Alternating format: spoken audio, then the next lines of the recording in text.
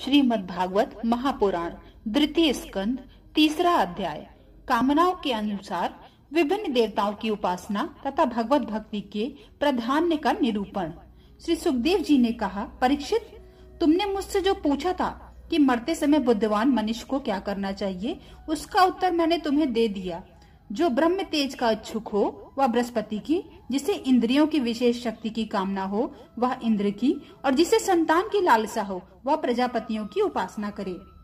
जिसे लक्ष्मी चाहिए वो माया देवी की, जिसे तेज चाहिए वह अग्नि की, जिसे धन चाहिए वह वसुओं की, और जिस प्रभावशाली पुरुष को वीरता की चाहो उसे रुद्रों की उपासना करनी चाहिए। जिसे बहुत अन्न प्राप्त करने की इच्छा हो वह आदित्य का, जिसे स्वर्ग की कामना हो वो अदिति का, पुत्र देवताओं का, जिसे राज्य की अभिलाषा हो वह विश्व देवों का, और जो प्रजा को अपने अनुकूल बनाने की इच्छा रखता हो उसे सांध्य देवताओं का आराधन करना चाहिए। आयु की इच्छा से अश्वनी कुमारों की, पुष्टि की इच्छा से पृथ्वी का, और प्रतिष्ठान की चाह हो तो लोक माता पृथ्वी और घौ आकाश का सेवन करना चाहिए। सौंदर्य की चाह से गंधर्वों की, पत्नी की प्राप्ति के लिए उर्वशी अप्सरा की, और सबका स्वामी बनने के लिए ब्रह्मा की आराधना करनी चाहिए। जिसे यश की इच्छा हो वह यज्ञ पुरुष, जिसे खजाने की लालसा हो वह वरुण की, विद्या प्राप्त करने की आकांक्षा हो तो भगवान शंकर की, और पति पत्नी में परस्पर प्रेम बनाए रखने के लिए पार्वती जी की उपासना करनी चाहिए। जिसे विद्या प्राप्त करने की आकांक्षा हो वो भगवान शंकर की करना चाहिए।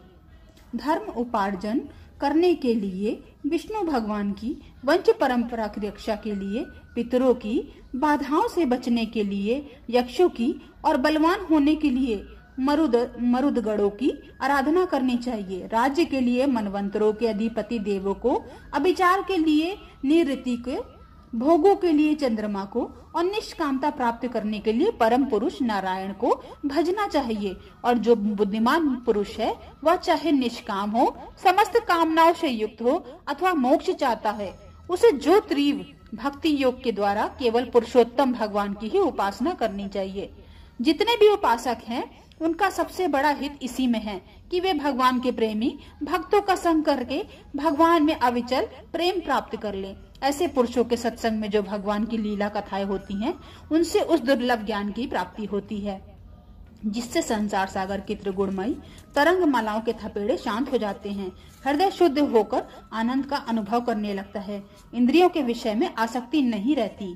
केवल मोक्ष का सर्वसम्मत मार्ग भक्ति योग प्राप्त हो जाता है। भगवान की ऐसी रसमयी कथाओं का चस्का लग जाने पर भला कौन ऐसा है जो उनसे प्रेम ना करे। शौनक जी ने कहा, सूत जी, राजा परीक्षित ने सुखदेव जी की यह बात सुनकर उनसे और क्या पूछा। वे तो सर्वज्ञ होने के साथ साथ मधुर वर्णन करने में भी बड़े निपुण थे। सूत जी, आप तो सब कुछ जानते हैं, हम लोग उनकी वह बातचीत बड़े प्रेम से सुनना चाहते हैं। आप कृपा करके अवश्य सुनाइए, क्योंकि संतों की सभा में ऐसी ही बातें होती हैं जिनका परिवासान भगवान की रसमय लीला कथा में होता है। पांडु नंदन महारथी राजा परीक्षित बड़े भगवानुत थे। बाल्यावस्था में खिलौने से खेलते समय भी वो श्री कृष्ण लीला का ही रस लेते थे। भगवानमय श्री सुखदेव जी भी जन्म से ही भगवत परायण हैं। ऐसे संतों के सत्संग में भगवान के मंगलमय गुणों की दिव्य चर्चा अवश्य हुई होगी। जिसका समय भगवान श्री कृष्ण के गुणों के गान अथवा श्रवण में व्यतीत हो रहा है, उसके अतिरिक्त सभी मनुष्य की आयु व्यर्थ जा रही है। वे भगवान सूर्य प्रतिदिन अपने उदय और अस्त से उनकी आयु छीनते जा रहे हैं। क्या वृक्ष नहीं जीते? क्या लोहार की धोकनी सांस नहीं लेती? गांव के अन्य पालतू पशु क्या मनुष्य पशु की तरह खाते पीते या मैथुन नहीं करते?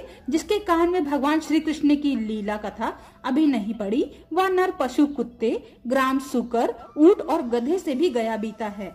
सूत जी, जो भगवान श्री कृष्ण की कथा कभी नहीं सुनता, जिसके कान बिल के समान हैं, जो जीव भगवान की लीलाओं का गायन नहीं करती, वह मेढक की जीभ के समान है, टर टर करने वाली है, उसका ना तो रहना ही अच्छा है।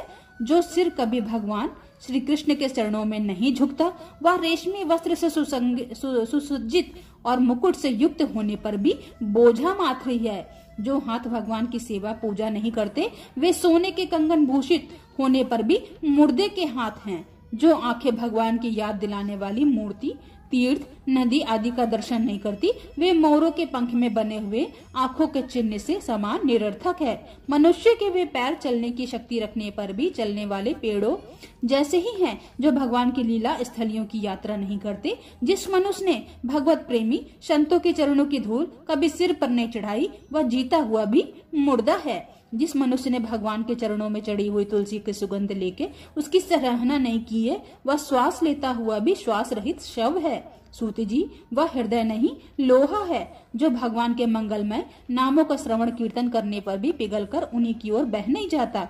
जिस समय हृदय पिघल जाता है उस समय नेत्रों में आंसू छलकने लगते हैं और शरीर का रोम रोम खिल उठता है। प्रिय सूत जी, आपकी वाणी हमारे हृदय को मधुरता से भर देती है। इसलिए भगवान के परम भक्त आत्मविद्या विशारद श्री सुखदेव जी ने परीक्षित के सुंदर प्रश्न करने पर जो कुछ कहा वह संवाद आप कृपा करके हम लोगों को सुनाइए। तृतीय अध्याय समाप्त। चौथा अध्याय राजा का सृष्टि विषयक प्रश्न और सुखदेव जी की कथा आरंभ।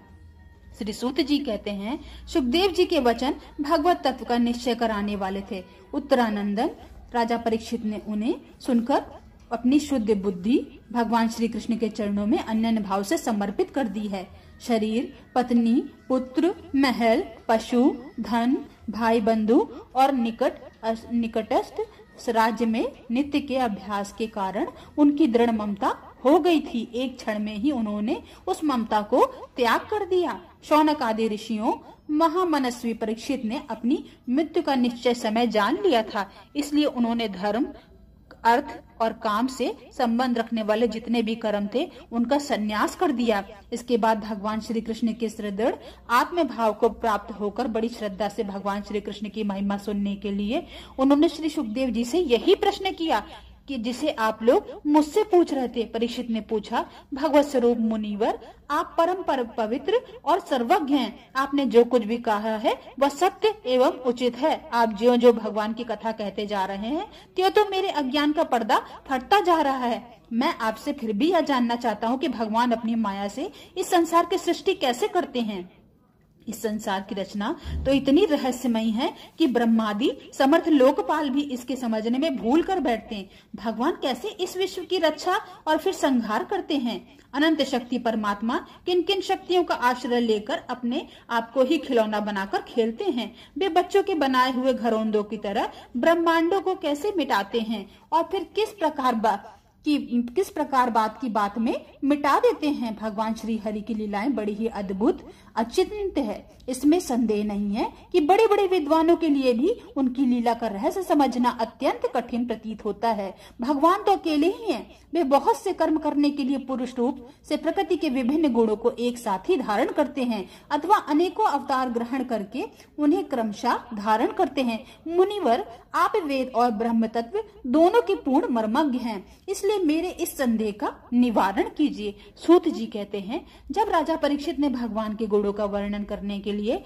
उनसे इस प्रकार प्रार्थना की तो सुखदेव नंद जी ने भगवान श्री कृष्ण का बार बार स्मरण करके अपने प्रवचन प्रारंभ किया। श्री सुखदेव जी ने कहा, उन पुरुषोत्तम भगवान के चरण कमलों में मेरा कोटि कोटि प्रणाम है, जो संसार की उत्पत्ति, स्थिति और प्रलय की लीला करने के लिए सत्व, रज तथा तमोगुण तीन शक्तियों को स्वीकार कर ब्रह्मा, विष्णु और शंकर का रूप धारण करते हैं, जो समस्त चर अचर प्राणियों के हृदय में अंतर्यामी के रूप में विराजमान हैं, जिनका स्वरूप और जिसकी उपलब्धि का मार्ग बुद्धि के विषय नहीं है, जो स्वयं अनंत हैं और जिनकी महिमा भी अनंत है। हम पुनः बार बार उनके चरणों में नमस्कार करते हैं, जो सत्पुरुषों को दुख मिटाकर उन्हें अपने प्रेम का दान करते हैं, दुष्टों की सांसारिक बढ़ती रोककर उन्हें मुक्ति देते हैं और जो लोग परमहंस आश्रय में स्थित हैं उन्हें उनकी भी अभीष्ट वस्तुओं का दान करते हैं, क्योंकि चराचर समस्त प्राणी उन्हीं की मूर्ति हैं, इसलिए किसी से भी उनका पक्षपात नहीं है। जो बड़े ही भक्त वत्सल हैं और हठ पूर्वक भक्तिहीन साधन करने वाले लोग, जिनकी छाया भी नहीं छू सकते, जिनके समान भी किसी का ऐश्वर्य नहीं है, फिर उनसे अधिक तो हो ही कौन सकता है। तथा ऐसे ऐश्वर्य से युक्त होकर जो निरंतर ब्रह्म स्वरूप अपने धाम में विहार करते रहते हैं, उन भगवान श्री कृष्ण को मैं बार बार नमस्कार करता हूँ, जिनका कीर्तन, स्मरण, दर्शन, वंदन, श्रवण और पूजन जीवों के पापों को तत्काल नष्ट कर देता है। उन पुण्य कीर्ति भगवान श्री कृष्ण को बार बार नमस्कार है। विवेकी पुरुष जिनके चरण कमलों की शरण लेके अपने हृदय से इस लोक और परलोक की आसक्ति निकाल डालते हैं और बिना किसी परिश्रम के ही ब्रह्म पद को प्राप्त कर लेते हैं, उन मंगलमय कीर्ति वाले भगवान श्री कृष्ण को अनेक बार नमस्कार है। बड़े बड़े तपस्वी, दानी, यशस्वी, मनस्वी, सदाचारी और मंत्रवेता जब जब अपनी साधनाओं को तथा अपने आप को उनके चरणों में समर्पित नहीं कर देते, तब तक उन्हें कल्याण की प्राप्ति नहीं होती। जिनके प्रति आत्मसमर्पण की ऐसी महिमा है, उन कल्याण में कीर्ति वाले भगवान को बार बार नमस्कार है। किरात, हूण, आंध्र, पुलिंद, पुलकस, आभीर, कंक, यवन और खस आदि नीच जातियां तथा दूसरे पापी जिनके शरणागत भक्तों की शरण ग्रहण करने से ही पवित्र हो जाते हैं, उन सर्वशक्तिमान भगवान को बार बार नमस्कार है। वे ही भगवान ज्ञानियों के आत्मा हैं, भक्तों के स्वामी हैं, कर्मकांडियों के लिए वेद मूर्ति हैं, धार्मिकों के लिए धर्म मूर्ति हैं और तपस्वियों के लिए तप स्वरूप हैं। ब्रह्मा, शंकर आदि बड़े बड़े देवता भी अपने शुद्ध हृदय से उनके स्वरूप का चिंतन करते और आश्चर्यचकित होकर देखते रहते हैं। वे मुझ पर अपने अनुग्रह का प्रसाद की वर्षा करें, जो समस्त संपत्तियों की स्वामिनी लक्ष्मी देवी के पति हैं, समस्त यज्ञों के भोक्ता एवं फलदाता हैं, प्रज्ञा के रक्षक हैं, सबके अंतर्यामी और समस्त लोगों के पालन करता है तथा पृथ्वी देवी के स्वामी हैं, जिन्होंने यदुवंश में प्रकट होकर अंधक, वृष्णि एवं यदुवंश के लोगों की रक्षा की है तथा जो उन लोगों की एकमात्र आश्रय कर रहे हैं। वे भक्त वत्सल संत जनों के सर्वस्व श्री कृष्ण मुझ पर प्रसन्न हो। विद्वान पुरुष जिनके चरण कमलों के चिंतन रूप समाधि से शुद्ध हुई बुद्धि के द्वारा आत्म तत्व का साक्षात्कार करते हैं तथा उनके दर्शन से अनंतर अपनी अपनी मति और रुचि के अनुसार जिनके स्वरूप का वर्णन करते रहते हैं, वे प्रेम से मुक्ति के लुटाने वाले भगवान श्री कृष्ण मुझ पर प्रसन्न हो। जिन्होंने सृष्टि के समान समय ब्रह्मा के हृदय में पूर्व कल्प की स्मृति जागृति करने के लिए ज्ञान के अधिष्ठात्री देवी को प्रेरित किया और वे अपने अंगों के सहित वेद के रूप में उनके मुख से प्रकट हुई। वे ज्ञान के मूल कारक भगवान मुझ पर कृपा करें, मेरे हृदय में प्रकट हों। भगवान की पंच महाभूतों से इन शरीरों की निर्माण करके इनमें जीव रूप से शयन करते हैं और 5 ज्ञानेंद्री, 5 कर्मेंद्री, 5 प्राण और 1 मन, इन 16 कलाओं से युक्त होकर इनके द्वारा 16 विषयों का भोग करते हैं। वे सर्वभूतमय भगवान मेरी वाणी को अपने गुणों से अलंकृत कर दें। संत पुरुष जिनके मुख कमल से मकरंद के समान झड़ती हुई ज्ञानमय सुधा का पान करते रहते हैं, उन वासुदेव अवतार सर्वज्ञ भगवान व्यास के चरणों में मेरा बार बार नमस्कार है। परीक्षित, वेद गर्भ स्वयंभू ब्रह्मा ने नारद के प्रश्न करने पर यही बात कही थी जिसका स्वयं भगवान नारायण ने उन्हें उपदेश दिया था और वही मैं तुमसे कह रहा हूँ। इतना 4था अध्याय समाप्तम। 5वां अध्याय सृष्टि वर्णन।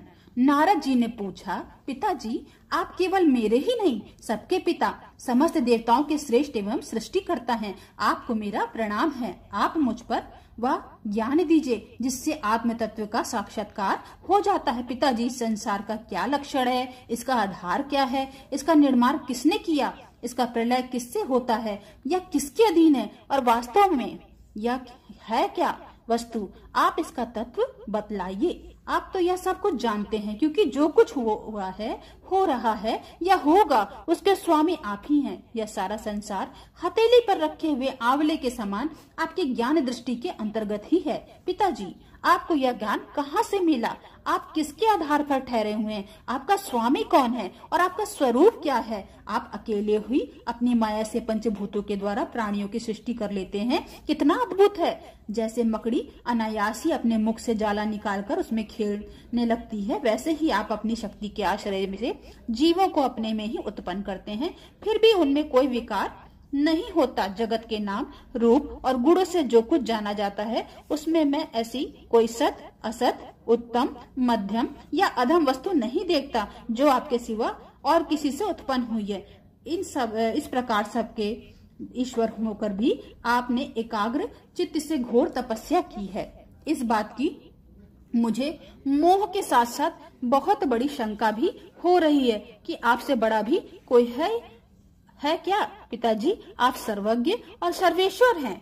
जो कुछ भी मैं पूछ रहा हूँ वह सब आप कृपा करके मुझे इस प्रकार समझाइए कि जिससे मैं आपके उपदेश को ठीक ठीक समझ सकूं। ब्रह्मा जी ने कहा, बेटा नारद, तुमने जीवों के प्रति करुणा के भाव से भरकर यह बहुत ही सुंदर प्रश्न किया है, क्योंकि इससे भगवान के गुणों का वर्णन करने की प्रेरणा मुझे प्राप्त हुई है। तुमने मेरे विषय में जो कुछ कहा है, तुम्हारा यह कथन भी असत्य नहीं है, क्योंकि जब तक मुझसे परे का तत्व जो स्वयं भगवान ही है जान नहीं लिया जाता, तब तक मेरा ऐसा अभाव प्रतीत होता है। जैसे सूर्य, अग्नि, चंद्रमा, ग्रह, नक्षत्र और तारे उन्हीं के प्रकाश से प्रकाशित होकर जगत में फैलते हैं, वैसे ही मैं भी उन्हीं स्वयं प्रकाश भगवान के चिन्मय प्रकाश से प्रकाशित होकर संसार को प्रकाशित कर रहा हूँ। उन भगवान वासुदेव की मैं वंदना करता रहता हूँ और ध्यान भी, जिसकी दुर्जय माया से मोहित होकर लोग मुझे जगत गुरु कहते हैं। यह माया तो उनकी आंखों के सामने ठहरती नहीं, झेप कर दूर से ही भाग जाती है, परंतु संसार के अज्ञानी जन उसी से मोहित होकर यह मैं हूँ, यह मेरा है, इस प्रकार बकते रहते हैं। भगवत स्वरूप नारद, द्रव्य, कर्म, काल, स्वभाव और जीव वात्सव में भगवान से भिन्न दूसरी कोई भी वस्तु नहीं है। वेद नारायण के परायण हैं, देवता भी नारायण के ही अंगों में कल्पित हुए हैं और समस्त यज्ञ भी नारायण की प्रसन्नता के लिए ही है, तथा जिनसे जिन लोगों की प्राप्ति होती है वे भी नारायण के ही कल्पित हैं।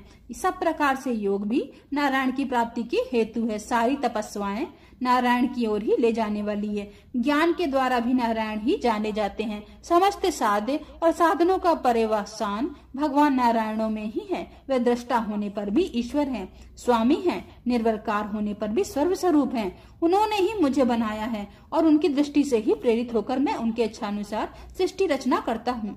भगवान माया के गुणों से रहित एवं अनंत हैं। सृष्टि, स्थिति और प्रलय के लिए रजोगुण, सत्वगुण और तमोगुण, ये तीन गुण माया के द्वारा उनमें स्वीकार किए गए हैं। ये ही तीनों गुण द्रव्य, ज्ञान और क्रिया का आश्रय लेकर मायातीत नित्य मुक्त पुरुष को ही माया में स्थिर होने पर कार्य, कारण और कर्तापन के अभिमान से बांध लेते हैं। नारद, इंद्रियातीत भगवान गुणों के इन तीन आवरणों के अपने स्वरूप को भली भांति ढक लेते हैं, इसलिए लोग उनको नहीं जान पाते। सारे संसार के और मेरे भी एकमात्र स्वामी वे ही हैं। मायापति भगवान ने एक से बहुत होने की इच्छा होने पर भी अपने माया के अपने स्वरूप में ही स्वयं प्राप्त काल, कर्म और स्वभाव को स्वीकार कर लिया है। भगवान की शक्ति से ही काल ने तीनों गुणों में क्षोभ उत्पन्न कर दिया, स्वभाव ने उन्हें रूपांतरित कर दिया और कर्म ने महत्वत्व को जन्म दिया। रजोगुण और सत्वगुण की वृद्धि होने पर महत्त्व का जो विकार हुआ उसमें ज्ञान, क्रिया, द्रव्ययुक्त तम प्रधान विकार हुआ, वह अहंकार कहलाया और विकार को ही प्राप्त होकर तीन प्रकार का हो गया। उसके भेद हैं वैकारिक, तेजस और तामस। नारद जी वे क्रमशः ज्ञान शक्ति, क्रिया शक्ति और द्रव्य शक्ति प्रधान है।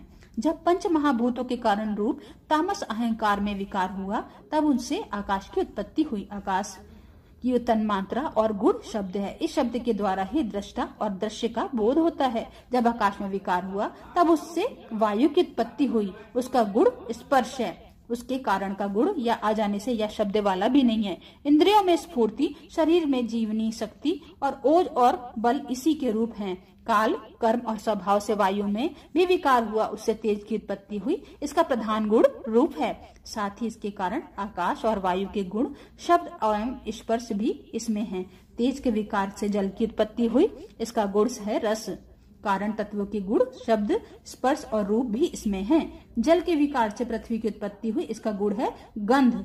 कारण के गुण कार्य में आते हैं। इस न्याय से शब्द, स्पर्श, रूप और रस ये चारों गुण भी इसमें विद्यमान हैं। वैकारिक अहंकार से मन की और इंद्रियों से 10 अधिष्ठात देवताओं की भी उत्पत्ति हुई। उनके नाम हैं दिशा, वायु, सूर्य, वरुण, अश्वनी कुमार, अग्नि, इंद्र, विष्णु, मित्र और प्रजापति।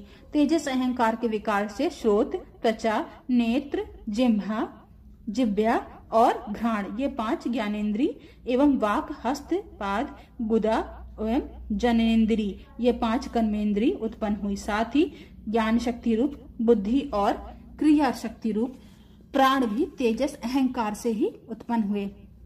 श्रेष्ठ ब्रह्मविद, जिस समय ये पंचभूत इंद्रिय मन और सत्व आदि तीनों गुण परस्पर संगठित नहीं थे, तब अपने रहने के लिए भोगों के साधन रूप शरीर की रचना नहीं कर सके। तब भगवान ने इन्हें अपनी शक्ति से प्रेरित किया। तब वे तत्व परस्पर एक दूसरे के साथ मिल गए। उन्होंने आपस में ही कार्य कारण से स्वीकार करके व्यथित समष्टि रूप पिंड एवं ब्रह्मांड दोनों की रचना की। यह ब्रह्मांड रूप अंडा एवं सहस्त्र वर्ष तक निर्जीव रूप में जल में पड़ा हुआ रहा।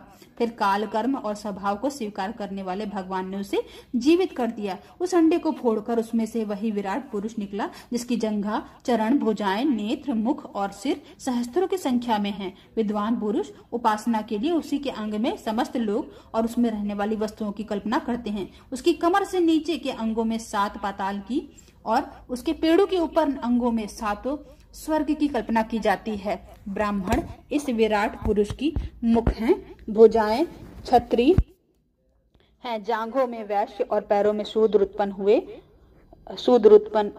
पैरों से लेकर कटी पर्यंत 7 पाताल तथा भूलोक की कल्पना की गई। उसके गले में जनलोक, दोनों स्थानों में तपोलोक और मत्स्यक में ब्रह्मा का नित्य निवास स्थान सत्यलोक है। उस विराट पुरुष की कमर में अतल, जांघों में वितल, घुटनों में पवित्र सुतल लोक और जंघाओं में तलातल की कल्पना की गई है। एड़ी के ऊपर गांठों में महातल, पंजी और एड़ियों में रसातल और तलुओं में पाताल समझना चाहिए। इस प्रकार विराट पुरुष सर्वलोकमय है। विराट भगवान के अंगों की इस प्रकार भी लोकों की कल्पना की जाती है और उनके चरणों में पृथ्वी है, नाभि में भुवलोक है और सिर में स्वर्गलोक। इतना 5वां अध्याय समाप्तम।